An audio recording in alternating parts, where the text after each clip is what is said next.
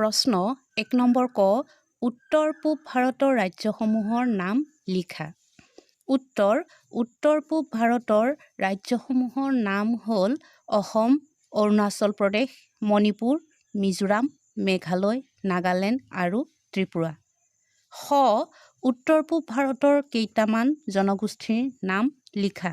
উত্তৰ পূব ভাৰতৰ কেইটামান জনগোষ্ঠীৰ নাম হ'ল আদি, নিচি, মনপা, চেমা, আপাটানি, খাচী, কুকি, গাৰো, ৰাংখল, ৰিথাং, ত্ৰিপা, আও, জয়ন্তীয়া ইত্যাদি।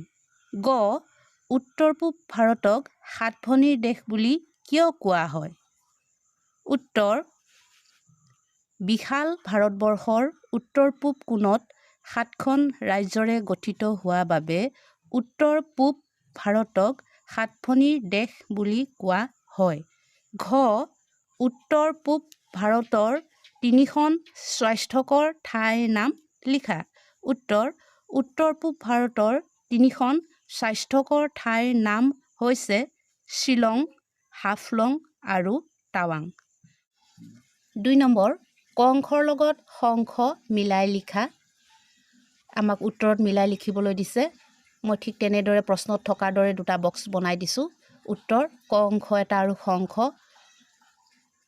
প্ৰথম অৰুণাচল প্ৰদেশ, ইটানগৰ, মিজোৰাম, আইজল, নাগালেণ্ড, কোহিমা, ত্ৰিপুৰা, আগৰতলা, মণিপুৰ, ইম্ফল।